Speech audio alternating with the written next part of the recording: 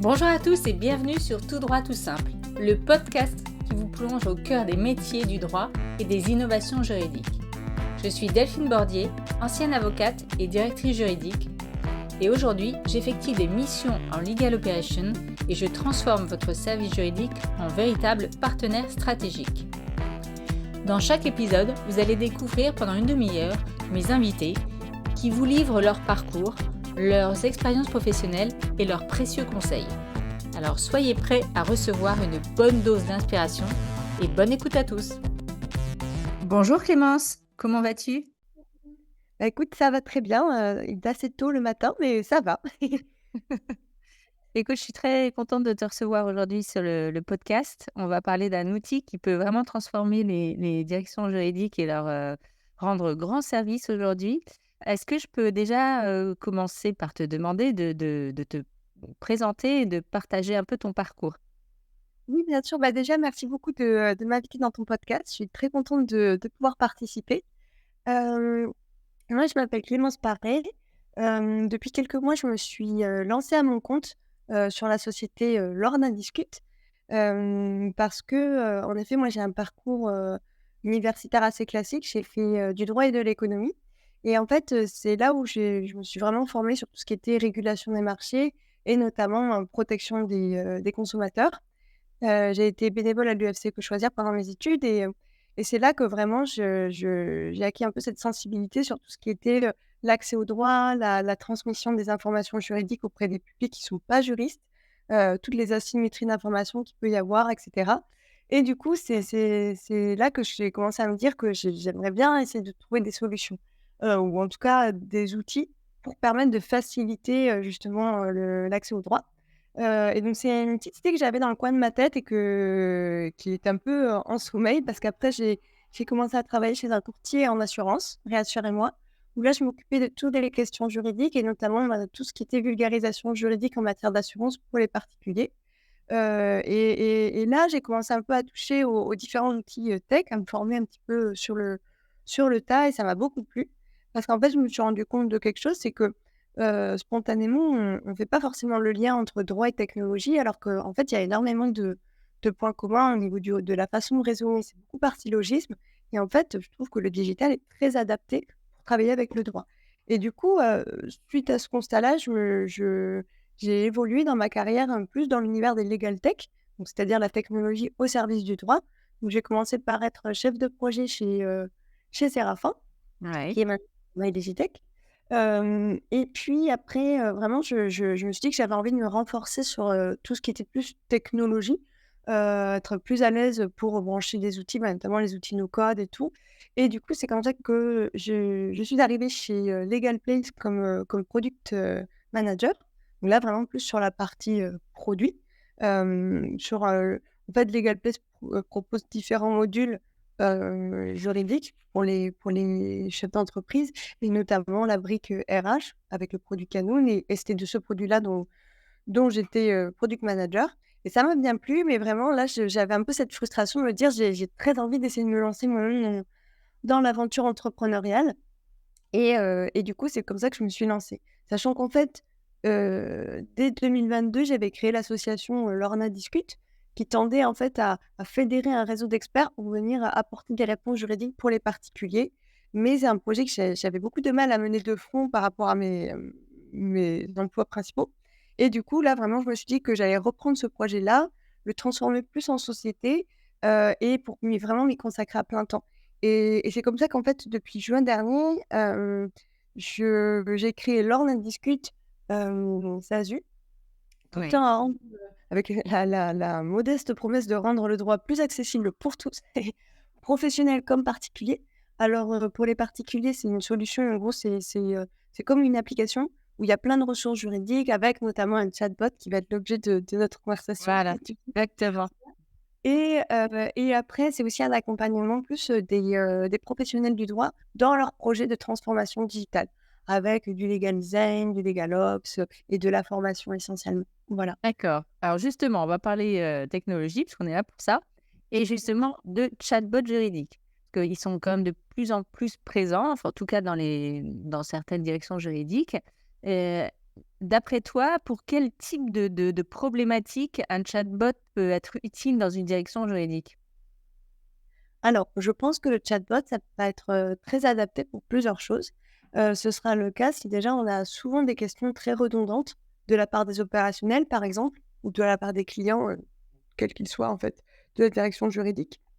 C'est-à-dire que ça va être des questions qui reviennent tout le temps et pour laquelle les juristes va devoir se déconcentrer pour répondre, sans que sa réponse soit vraiment à très forte valeur ajoutée. Il va faire un copier-coller de ce qu'il a mis avant et malheureusement, ce genre de situation, c'est quand même assez courant et du coup, dans ces cas-là, un chatbot bien pensé qui vient un peu, anticiper ces questions-là et fournir un premier niveau de réponse en autonomie, ça, je pense que c'est très adapté pour ça. Pour donner des exemples, parce qu'on en avait parlé un peu, c'est vrai que quand on demande tout le temps aux juristes, je sais pas, un cabis, le code de conduite, la politique, anticorruption, enfin je des documents en tout cas qui sont trouvables, soit sur un intranet, soit, effectivement, c'est une perte de temps, pour les juristes que d'aller tout le temps les rechercher et de fournir cette information. Ça peut être ça? Oui, c'est ça. Ça peut être ça. Bah, c'était l'autre exemple que j'allais te donner, c'était l'aide à la navigation dans toutes les bases documentaires. Souvent, Ah, des intranets qui sont très costauds, très chargés, mais ouais. on n'arrive pas à trouver l'information. En tout cas, la façon de ranger n'est pas la même pour les juristes et pour les opérationnels, ce qui fait que du coup, ils ne se comprennent pas et ça fait quelque chose de très agaçant. Effectivement, un chatbot peut venir fluidifier tout ça en aidant à rechercher des documents, mais ça peut aussi être plus largement sur, par exemple, un document. Quelle clause est-ce que je vais pouvoir, négocier ou pas? Et quels sont les arguments avancés? C'est un peu tout le temps la même chose. En fait, pour moi, pour pouvoir utiliser un chatbot, il faut vraiment pouvoir identifier en amont une redondance au niveau des questions, parce qu'en fait, sinon, sans ça, on risque de tomber à côté. Donc en fait, il y a un énorme travail en amont d'identifier les enfin, j'allais dire les besoins clients, c'est toujours la même chose, mais des besoins, d'identifier, les questions qui reviennent, et ça c'est long quand même. Enfin, c'est Oui, il oui. faut pas se ménager, il faut pas croire que, voilà, on prend une feuille en 2 minutes, c'est fait, quoi. Non, non, non. En fait, je pense que pour qu'un chatbot marche bien, il faut vraiment essayer de comprendre à quoi on veut répondre comme question. Est-ce que c'est par exemple, l'équipe marketing qui sollicite des juristes et on veut les aider? Est-ce que c'est plutôt, la direction achat? Bon, il faut vraiment déjà cibler ça et après il faut faire un outil qui soit adapté pour eux.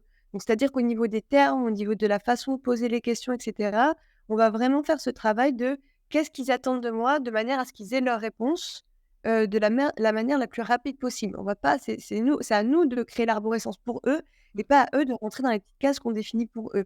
Parce qu'en fait, sinon le risque, tout simplement, même en étant de très bonne volonté, hein, mais c'est qu'en fait, ils trouvent pas et je pense qu'on a déjà tous vécu la situation où, on essaie d'avoir une réponse, pas que je suis dans des thématiques juridiques, hein, c'est très à la mode, les chatbots qu'on en voit un peu partout et on ne trouve pas ce qu'on veut, donc ça tombe toujours à côté de la plaque quoi, c'est très agaçant, c'est déceptif et tout simplement, on va arrêter de l'utiliser, quoi, au bout d'un moment et du coup, non seulement on aura passé du temps à faire un chatbot, mais en plus, les juristes seront quand même, sursollicités exactement comme ils l'étaient avant.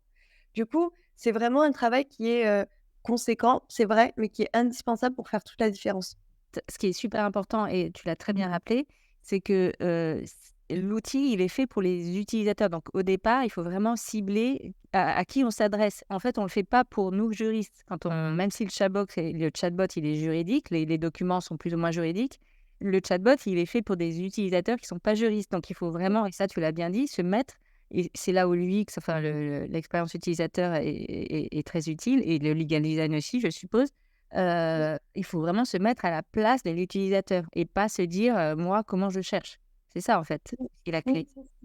c'est ça et en fait, je pense que même avant enfin, dans le prolongement des utilisateurs, il faut vraiment savoir quel périmètre on veut donner à notre outil et c'est une fois qu'on a défini, vraiment le périmètre, qu'est-ce qu'on veut adresser, pour qui, vraiment on cadre tout ça et c'est une fois qu'on a tout ça que là, on va pouvoir choisir la technologie qu'on va utiliser. Parce qu'après, en fait, la technologie, ça, c'est des branchements, c'est pas compliqué en général. Vraiment le sujet, le principal, ça va être toute l'expertise qu'on a en amont, toute la connaissance et la façon de transmettre cette connaissance.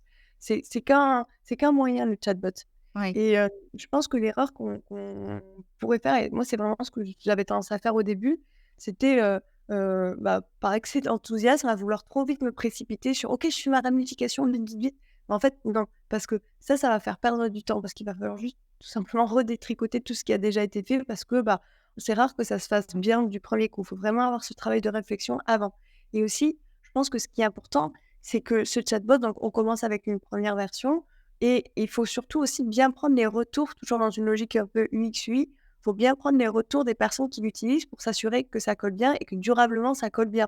C'est-à-dire que ce genre d'outil, souvent, ça va être un outil qui est assez vivant dans la mesure où on va rajouter d'autres ramifications, d'autres questions auxquelles on n'avait pas pensé. On peut l'améliorer, mais c'est important de toujours l'améliorer en concertation avec les utilisateurs. Pour garder vraiment Ouais. ce lien avec les métiers. Donc, Parce tester et ajuster tout le temps, quoi, c'est ça? oui, c'est ça, c'est ça. Donc toi, Donc t'en as créé des chatbots, t'as mis les mains dedans, si je puis dire, t'en as créé. Quels sont selon toi les vraiment les avantages majeurs pour les clients, en fait? Enfin, pour ceux qui l'utilisent? c'est un gain de temps, ça c'est évident. C'est évident parce que en fait, ça évite C'est mesurable d'après toi, ce gain de temps? Enfin, quoi, dans les alors je pense que c'est pas si évident comme calcul tout simplement parce que ça veut dire que les gens doivent changer d'habitude et ça des fois ça peut prendre quand même, un petit temps, et du coup je dirais que le vraiment ce gain de temps et puis la temporalité de cette efficacité, ça va beaucoup dépendre de comment l'outil est présenté et de comment, dans quelle dynamique il est impulsé. Hem, Tu vois, par exemple, si tu as des opérationnels, ils ont l'habitude d'échanger avec, leur interlocuteur, ils savent que lui, il est très réactif, bim bam, il va leur répondre tout de suite. Pour eux, ce sera très compliqué de dire: «Bah non, j'ai plus mon interlocuteur privilégié, je vais passer par le chatbot» et voilà. Donc c'est ce petit temps de nouvelles habitudes à prendre qui est pas, qui est difficile à mesurer. ouais, Mais après, il après y a une espèce de temps pas de formation, mais enfin de communiquer, sur ce chatbot et dire que voilà, maintenant il faut passer par là et comment on l'utilise, ouais. c'est ça, c'est ça. Et ça, souvent, du coup, plus on a impliqué les opérationnels, enfin les utilisateurs finaux en amont, dans la conception, mieux ça se passe. Et après, bien sûr, oui, c'est mesurable. En fait, tout simplement, les outils digitaux, on peut vraiment suivre ce qui s'y passe. Donc, on peut voir exactement, hem, suivre, est-ce qu'il est très utilisé ou pas? Quels sont les documents les plus téléchargés? On peut, on peut aussi voir tout simplement le nombre de mails, que reçoivent les juristes. Ça, c'est des choses qu'on peut mesurer aussi et du coup, en mettant en relation toutes ces différentes, données, ça permet de voir exactement ben, qu'est-ce qui ressort comme performance de notre chatbot.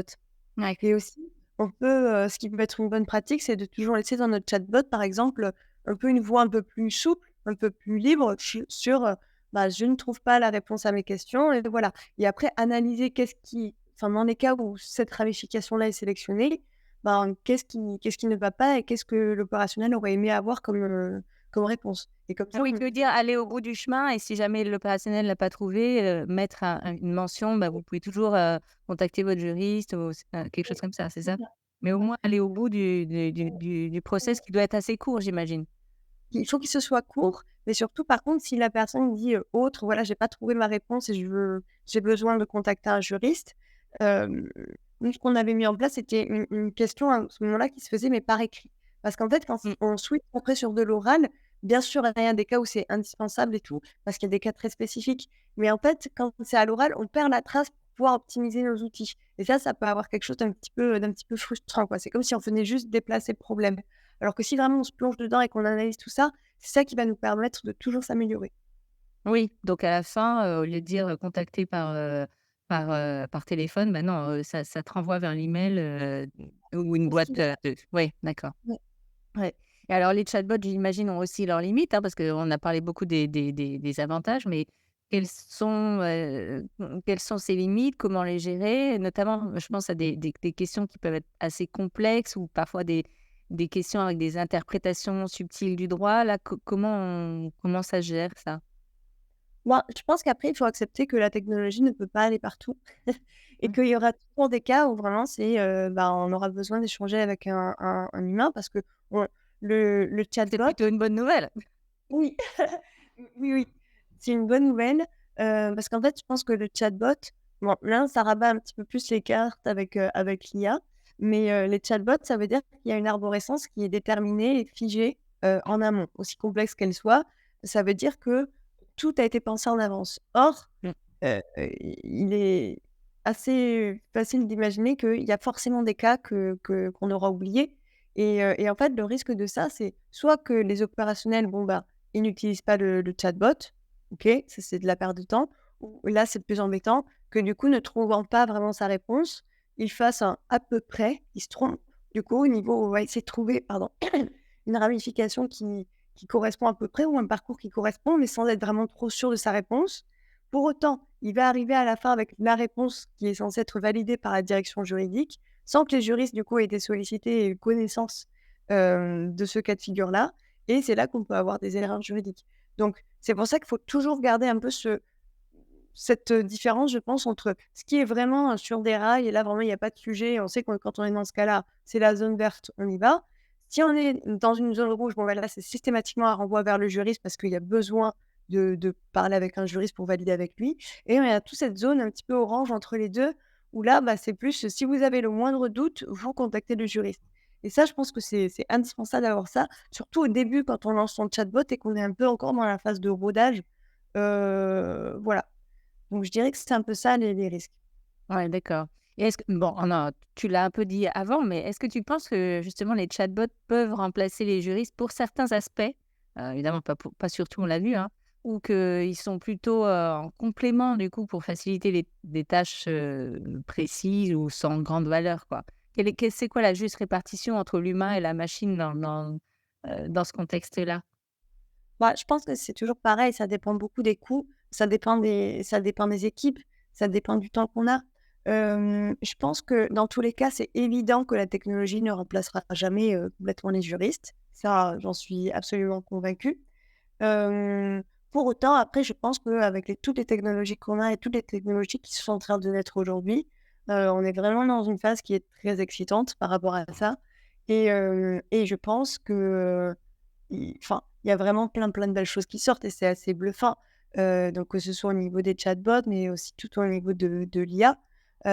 Sachant que dans les chatbots, on a quand même une limite aussi qui est assez importante, c'est la mise à jour de ce chatbot au niveau des fondements juridiques notamment. Voilà, qui va peut-être être plus complexe à mettre à jour parce que ça signifie de bien maîtriser la technologie, bien connaître l'arborescence telle qu'elle a été conçue pour pouvoir facilement, mettre à jour et du coup, ça, je dirais que d'une certaine manière, ça vient challenger aussi les juristes en leur demandant d'acquérir en plus de leur, expertise métier de juriste et c'est déjà conséquent, Ouais. aussi plus une agilité, au niveau de la manipulation des technologies. Voilà, Et si le chatbot, va chercher dans les différents, intranets, les documents ou les réponses à des questions, finalement, c'est si l'intranet il est mis à jour, le chatbot il a pas besoin d'être, mis à jour lui-même, si? bah, dans cette configuration-là, non, non, ça c'est bien, Ouais. ça marche bien. Mais c'est plus après, si par exemple, moi je sais que j'ai déjà conçu des chatbots où là, c'était pas un lien vers des documents, c'était Mmh. vraiment des réponses Les qu'on réponses avait précises, déjà designées et qu'on avait insérées un peu partout dans notre chatbot. Et oui. là, assez rapidement, on se retrouve avec, une problématique qui est: «Ah bah, là, la réglementation a changé, Ouais. hem, comment est-ce que je mets à jour ça?» et donc ça, en fait, il faut même le penser dès qu'on est en train de créer son chatbot en se disant: bah, comment est-ce que je conçois mon arborescence et surtout bien documenter ça de telle sorte que après, par la suite, n'importe quel juriste qui maîtrise, l'outil chatbot, que ça, il y a des outils qui sont pas très compliqués, soit capable rapidement de pouvoir faire ces mises à jour. Mmh, je Voilà. comprends. Et Et est-ce que, c'est comme ça. j'imagine que les chatbots, juridiques peuvent aussi bénéficier de, bah, tu l'as dit, de l'IA aujourd'hui. Comment ça se passe? Comment un chatbot il va bénéficier de cette technologie de l'IA? Dans quel cas, en fait? Bah, pour moi, ça peut être, un peu complémentaire parce qu'en fait, l'IA, on va lui donner une base et on va pouvoir poser des questions sur l'ensemble de cette base. L'avantage de ça, c'est que du coup, la personne, elle peut directement demander ce qu'elle veut et ça va répondre, en fait. C'est l'IA qui va essayer de répondre directement. Il y a pas de parcours prédéfini à faire. Et du coup, il y a Sauf peut-être moins de maintien ou de mise à jour, non? c'est ça, c'est ça. Donc dans certains cas, ça peut aller, plus rapidement dès lors qu'on met bien à jour la base pour l'IA. Donc ça peut être assez pratique. Pour autant, il faut faire attention avec ça parce qu'en fait, l'IA, ça dépend beaucoup de la manière dont on pose la question. On va toujours venir orienter notre question et parfois, ben, l'IA va répondre au mieux par rapport à la question qu'on lui a posée, mais ça veut dire que si la question est mal posée au départ, et ben, l'IA Ah oui, peut il y se a un risque, ouais. c'est Mmh. ça. Et donc dans ces cas-là, c'est vrai qu'un chatbot qui permet au moins de venir un peu guider l'utilisateur dans un parcours où là, on a au moins défini les premières questions avec lui pour bien l'orienter, ça peut aider justement à limiter le risque d'erreur. Donc je pense que, Mmh. tantôt ça va être un chatbot fixe qui va davantage s'y prêter, tantôt l'IA peut être plus adaptée, tantôt on peut un peu mixer les 2. Ouais. Et mais pour moi, c'est pas l'IA ne peut pas tout remplacer non plus. Oui, ou alors faut entraîner l'IA, tellement enfin, faut avoir 6 mois devant soi pour l'entraîner, dans un cadre précis Ouais. dans l'entreprise. Enfin, oui, c'est ça là, c'est un autre projet, mais ouais. Ce taux d'entraînement est de plus en plus faible maintenant parce qu'avec toutes les technologies qui sortent, encore une fois, on a des modèles qui sont un peu pré-entraînés. Oui. Mais c'est vrai que, surtout dans le domaine juridique, on n'a pas envie qu'il y ait d'erreurs. On n'a jamais envie pardon, mais dans le domaine juridique particulièrement pas et je pense aussi qu'il y a une forme d'inquiétude qui peut y avoir de la part des juristes qui souvent, du coup, sont extrêmement, rigoureux et hem et du coup, bah, on n'a pas enfin, c'est un public qui sera peut-être entre très, très gros guillemets, un peu plus frileux au fait d'essayer des nouveaux outils en disant: «Oui, oui, mais enfin, c'est bien gentil, mais moi je veux pas, je veux pas prendre le risque qu'il y ait des éléments faux qui sortent, quoi». Ouais. Ouais, ouais, non, mais c'est normal. Alors, Mmh. tu l'as dit au début, toi, ta mission, c'est de rendre le droit accessible à tous, hein, c'est au cœur de ton projet. Est-ce que tu penses que les chatbots, et d'autres solutions digitales, et pas que les chatbots, sont la clé un peu pour démocratiser, le droit en France?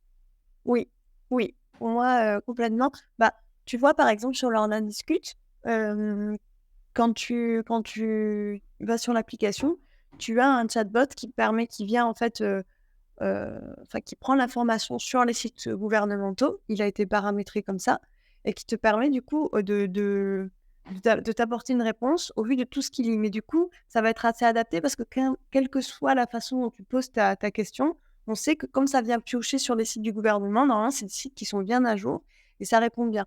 Et en fait, je pense que la technologie, c'est très utile, par exemple, si tu veux essayer d'avoir, enfin, comment dire? C'est utile si tu veux répondre à un maximum de questions sur un champ très, très large. Là, tu imagines faire une arborescence là-dessus, on pourrait jamais traiter tous les cas. Ouais. Et même si c'était un juriste qui était derrière et qui répondrait à tout, même si c'est pas des questions qui sont forcément très complexes, ce serait absolument ingérable. Et du coup, là, c'est clair qu'un chatbot, bah, ça vient vraiment, répondre au plus grand nombre, en un temps, limité, quoi. Et du coup, je pense que pour ça, ça peut vraiment apporter un plus. Même si encore une fois, c'est toujours, à prendre un peu avec, entre gros guillemets «des pincettes» parce que ça remplacera jamais le fait que ce soit un humain qui ait tout lu, qui ait tout répondu, tout traité. Mais pour autant, c'est quand même un premier niveau de réponse qui est, satisfaisant. Oui. Donc on voit bien les chatbots, juridiques qui vont évoluer, hein, dans les années à venir. Donc ça pour toi, les grandes tendances, ou les innovations à venir dans le domaine de l'IA, c'est quoi? C'est pas forcément les chatbots d'ailleurs, mais ce serait quoi? Non, c'est pas que les chatbots. Bah, je pense que ça va être déjà en tout ce qui est, langage clair, par exemple, parce que ça, l'IA est très, très forte pour ça. Les juristes le sont spontanément un petit peu moins en général. Hem, donc ça, c'est assez conséquent. Ça va être aussi, bah, pouvoir, faire de la recherche, aller chercher les bonnes jurisprudences, aller chercher un peu enfin, essayer d'anticiper un peu les mouvances et cetera. Mais pour moi, c'est plus des outils d'aide à la décision ou des outils plutôt d'aide à la recherche, qui permettent in fine aux juristes ou à l'avocat d'avoir une information la plus, complète possible pour pouvoir prendre des bonnes décisions. C'est Ouais. pas l'IA qui prend la décision et ça, je pense que c'est important de bien le rappeler. Et du coup, après, on peut avoir des outils qui seront de plus en plus performants ou de plus en plus fins au niveau de la pré-analyse, mais ce sera jamais ces outils-là qui décideront. Ouais, ouais. Et alors la question aussi de la confidentialité, elle est assez cruciale, hein, surtout quand on parle de droit. Ouais. Comment on s'assure que les données qui sont partagées via les chatbots restent, sécurisées et protégées? C'est un environnement complètement, fermé? Comment on s'assure de ça? Si on fait appel parce que je sais qu'il y a il y a aussi des outils, moi j'aime pas trop dire ça, mais des outils un peu clés en main pour créer des chatbots, ça existe. Comment on fait pour, s'assurer de cette confidentialité? Ben, ça, c'est toujours pareil, ça dépend, des accès qu'on leur donne, Ça dépend de où est-ce qu'on héberge. Est-ce qu'on reste sur la solution d'hébergement de l'outil ou est-ce qu'on héberge sur ses propres serveurs, ce qui est forcément toujours mieux. Je pense qu'après aussi, c'est important d'être vigilant, au niveau des CGV des différents outils parce que, on a tendance souvent à vouloir aller vite en acceptant tout, «Oui, oui, oui, c'est bon, laisse-moi paramétrer mon chatbot». Sauf qu'en fait, voilà, des fois dans les petites lignes, il peut y avoir des surprises et du coup, je pense que c'est important d'être très, très vigilant par rapport à ça, oui. Mmh. Je Alors pense que par rapport à ça, la réglementation va beaucoup évoluer aussi. On le voit avec l'IA Act qui est arrivé, l'année dernière et là, ça ne va pas arrêter de se renforcer. ouais. Et est-ce que, tu connais ou est-ce que tu peux donner des exemples d'outils justement un peu prêts à l'emploi, donc no code, parce que je sais que tu t'intéresses beaucoup au no code, pour, justement créer des chatbots, facilement, en interne dans une direction juridique, par exemple? Est-ce qu'il y a alors c'est pas des outils magiques, hein, du tout, mais est-ce qu'il y a des des des solutions qui sont un peu pré-mâchées, qui existent et pour faciliter un peu cette, bah, pour se lancer, en fait, dans un chatbot juridique? Alors, en soi, des outils pour faire des chatbots, il y en a plein. Il y en a un peu pour tous les goûts. Hem, Après, moi, je sais que, bah, ayant travaillé chez Séraphin, qui développe sa propre solution de chatbot, bien évidemment que moi, c'est cette solution-là que je vais privilégier parce que c'est un outil que j'adore, même sans être corporate, vraiment j'adore. Qui Et est en plus que destiné tu connais bien, donc c'est ouais, voilà, que j'ai dessiné en partie donc bon, bah, voilà. Mais après il y en a d'autres, hein. Il y a par exemple Typeform qui est assez connu et qui marche, vraiment, pas vraiment bien, hein, tout simplement. Et après, bah, il y a des outils aussi d'IA qui permettent in fine de créer des chatbots et on joue après, on entraîne un peu, mais on joue surtout sur la base de données qu'on vient importer dans l'outil, comme, par exemple Chatbase que moi j'aime beaucoup aussi. Je trouve assez pertinent et puis après, heu, bah, moi quand je conçois mes chatbots, là je m'éloigne un petit peu du sujet, mais c'est plus pour la façon de rédiger. Bah, souvent moi je vais essayer aussi différents outils de génération de texte pour essayer justement d'avoir un texte le plus, clair. à la fois dynamique, clair et cetera. Parce que ça je pense qu'on a de quoi s'inspirer, de ce genre de texte. Bien sûr souvent, enfin même jamais, je fais jamais du copier-coller de ce que j'ai, mais ça donne des idées et puis ça permet après de ouais, c'est ça, d'être sûr qu'on est toujours clair dans ce qu'il dit. Est-ce que tu peux nous dire en, je sais pas, en 4-5, phrases, enfin les principales étapes si demain, moi, je suis, directrice juridique, d'une société et je me dis: «Ben, j'ai écouté le podcast, j'ai ces problématiques-là de questions récurrentes sur certains points, enfin, je coche les cases en gros. Comment je fais? Je commence par quoi et je fais quoi en fait? Je fais appel à quelqu'un? Je fais moi-même? Je commence par faire mes questions. Comment je fais?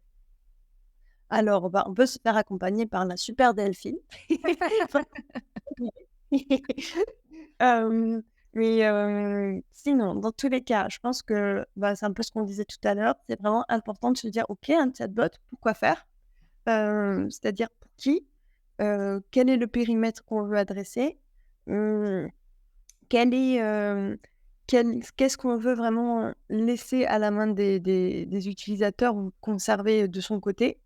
Ça déjà, c'est important. Ah donc ça et ça, pour ça, ça veut dire, on répond pas à ces questions tout seul dans son coin. Je pense que c'est mieux d'aller vraiment aussi parler avec les gens qui vont utiliser ce chatbot. Oui, les Ça, ça impliquer en fait, c'est ça, c'est ce que tu dis? Oui. Ouais. ouais et surtout bien comprendre et leur jargon, bien s'imprégner de leurs contraintes, bien s'imprégner de, ce qui va être important pour eux, ce qui peut peut-être les inquiéter, voilà et je pense qu'il faut partir aussi du principe que, sans être au pays des bisounours, hein, mais que tout le monde a envie de bien faire et du coup, c'est vraiment essayer de comprendre leurs contraintes à eux, que c'est pas forcément par, mauvaise foi ou quoi que, ils travaillent comme ils travaillent et ça aussi, je pense que c'est important de vraiment faire preuve de beaucoup d'empathie pour essayer de comprendre son utilisateur. Donc Mmh. ça, étape indispensable et une fois que c'est là, je pense qu'il faut pas partir sur un truc trop gros au départ parce qu'en fait, c'est un coup, est-ce qu'on s'emmène? Est-ce que ça ne sorte jamais? Ouais. Je pense qu'il faut commencer à viser petit pour répondre à une problématique. On le met en place. Idéalement, c'est bien d'avoir identifié un peu, quelques utilisateurs un petit peu pilotes, testeurs qui vont être très bienveillants par rapport à ce qu'on sort et qui vont un peu tester, faire des retours, être dans la construction et qui serviront après d'ambassadeurs auprès de leur équipe pour Ouais, devenir vraiment appelle les plus champions dans les ouais. ouais Mmh. et comme ça, on commence petit, on voit comment c'est reçu et puis petit à petit comme ça, on grossit, on grossit, on grossit au fur et à mesure des besoins, en n'oubliant pas jamais de bien demander du feedback, aux utilisateurs pour pouvoir justement s'assurer que ce qu'on ajoute en complément ou ce qu'on a déjà en place colle toujours bien, avec les besoins. Et je pense D'accord. que si on fait tout ça, c'est pas mal. Ouais, Et après, c'est déjà bien pas sûr, mal. ouais, faut voir, la technologie qui est utilisée. Ça dépend un peu des goûts et de chacun, parce qu'il y en a qui sont plus ou moins personnalisables ou autres. Et Ouais. après, ben, c'est la modélisation, mais souvent la modélisation, c'est pas tellement un sujet, c'est pas tellement ça qui est compliqué, d'autant plus que, il existe plusieurs acteurs qui peuvent aider à mettre en place. Et ces acteurs-là, ils sont pas forcément juristes et du coup, en fait, ils vont faire ce qu'on leur a dit de faire. Donc Mmh. c'est-à-dire que si la consigne au départ, elle est pas claire, ben, on aura un chatbot qui risque Ouais. d'être un petit peu, à côté de la plaque, quoi. Mmh. Je comprends. Et alors pour finir, j'avais une dernière petite question. Est-ce que tu aurais, Clémence, je sais pas, un outil, une appli, un bon plan à partager, ou les 3 d'ailleurs, est-ce que tu peux nous faire part de ta boîte secrète? Moi, je pense que j'ai déjà un petit peu partagé ma boîte secrète pour le langage clair. Ouais, Je pense que vraiment c'est quelque chose où, maintenant c'est de moins en moins accepté en fait d'avoir des réponses qui sont pas claires, qui sont trop, qu'ils appellent trop juridiques parfois. Et donc vraiment on veut de la simplicité, et ça pour avoir cette façon de s'exprimer, je pense que c'est quelque chose qui est pas très naturel, en tout cas qui l'était pas pour moi, et du coup le fait de m'aider sur des outils de génération de texte, ça m'aide vraiment beaucoup, ça me fait énormément gagner du temps, et après c'est s'habituer à bien prompter, c'est-à-dire bien indiquer ce qu'on veut comme type de texte. Mais une fois qu'on commence à maîtriser ça, ça devient, enfin moi je le vois un peu comme un jeu et vraiment ça me fait beaucoup gagner de temps, et je pense que ça peut être une bonne habitude à prendre. et toi, tu Hem, utilises quoi alors comme outil, sympathique, dans ton ouais. quotidien? Dans les ChatGPT, il y en a beaucoup et différents. Donc Oui. moi, j'utilise beaucoup ChatGPT, mais je l'utilise pas pour faire de la recherche juridique, par exemple, tu Ouais. vois? Mmh. C'est sûr que c'est vraiment que pour de la rédaction de texte ou de la reformulation. Donc ça, moi, j'aime bien. J'utilise pas mal ChatBase aussi, voilà. Et puis après, de manière générale, moi, j'aime beaucoup essayer des nouveaux outils et tester plein de trucs. Donc donc je dirais que ouais, j'en aurais pas, un vraiment en particulier qui sort du lot parce que ça dépend énormément des besoins Ouais, des que besoins de chacun, oui. ouais, c'est ça. Chacun a ses petites spécificités et voilà. Bon, bah, écoute, merci en tout cas d'avoir partagé tout ça avec les auditeurs. C'était vraiment un échange super enrichissant, donc j'espère que ça aura donné des idées à tout le monde. Mais en tout cas, écoute, Clémence, tu es la bienvenue, quand tu veux, à nouveau sur le podcast et puis, bah, moi je te dis à très bientôt. Merci beaucoup. J'espère que cet épisode vous a plu. Si c'est le cas, s'il vous plaît, prenez 2 minutes pour me mettre un avis sur Apple Podcast ou sur Spotify. Ça aide grandement à faire découvrir Tout droit tout simple au plus grand nombre. Vous pouvez me suivre sur LinkedIn, sur ma page Delphine Bordier et sur celle de Tout droit tout simple. On se retrouve très bientôt. D'ici là, restez inspirés.